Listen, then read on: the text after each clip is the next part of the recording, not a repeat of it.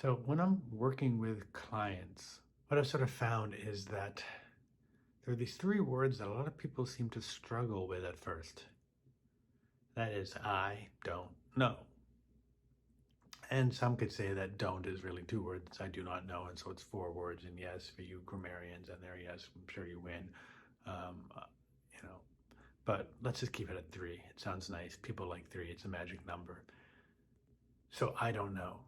Right? It's so difficult for so many of us to say that. Um, And what I've been finding as I've been chatting, I sometimes like to look at quote unquote health coaches and see what they're saying because I find a lot of their ontology to be completely unhealthy. And it's just interesting to see. And just like I like my stuff poked at, I like to sometimes sort of poke and say, well, why is that? And what I find instead of actually saying, well, I'm not really sure, uh, they give a lot of answers which generally um, become like contrary to what they're saying. It becomes almost like hypocritical to what they're hypocritical. That's the right word. I always mess up with the words. It becomes hypocritical to what they're actually are saying. Like they'll say, "Well, I say A in this point," and the next thing I say, "Well, no, no, it's not because of A," right? Because they don't actually really know. They're just repeating what they've been told, and that makes sense because it was told and because there was some experience that aligned with what they were told and they were looking for that with their own confirmation bias, among other reasons. Yet, for the few who can say, well, I don't really know, there's huge growth because the fact is we don't know. We believe most of the time, we think most of the time, and most of the time we don't know, and we are conflating knowledge with belief, right? Knowledge with thought, even thoughts as beliefs. The three things are entirely different. They're similar, but a lake is not a river. Both are bodies of water, nor is it an ocean. Right? So you can look at all of them and call them the same, and they're not the same. And similar beliefs, thoughts, and knowledge are not the same. And conflation becomes really dangerous because we're saying one thing but actually meaning something else. And our inherent body, our inherent knowledge knows that. Right? But the external doesn't, and our ego and our creation of how we are in the world and how we take the world to be doesn't. And so we are speaking out of tune with ourselves and sharing that with others. It's creating a large amount of disharmony, not just for ourselves but with others, all with the intention of being good. And some might say, well, you're doing the same thing here. And I would say, sort of, except I'm not guaranteed that this is the case. It seems to make sense, but maybe it's not. And if it's not, let me know. Let's see. Let's grow. Let's see. I'm not tied to any of this at all because my ego isn't there. My ego is saying, this is what I take to be now.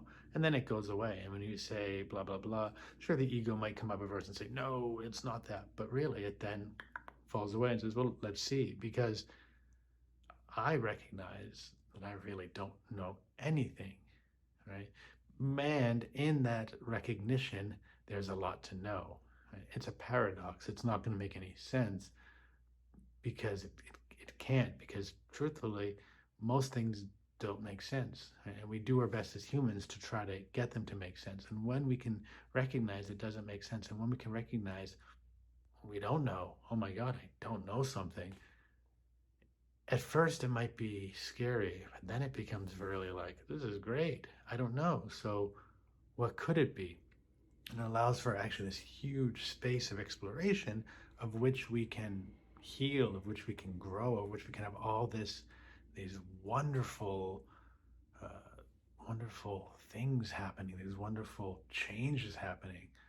But until we learn that, until we're in that, and when we're previously in this, yes, no, I believe all that, we're really not allowing for space for growth, right? And that's generally pretty safe. Like we want to stay safe. We want our ideas to be what they are because that provides an idea of safety. The paradox is it's actually very unsafe because it's not what is.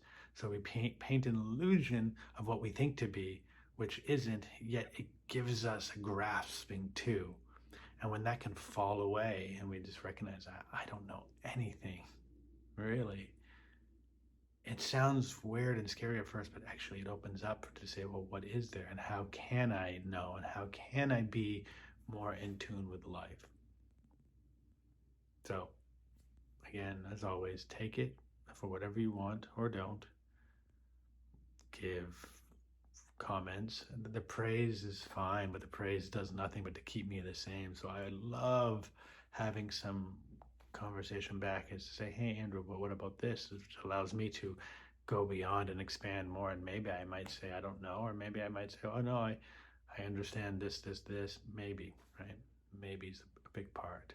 So a little over 5 minutes. I apologize. Some of these things, even though I'm just barely scratching the surface, take a lot to unpack and unfurl. So see how it lands as always, and I'll see you when I see you.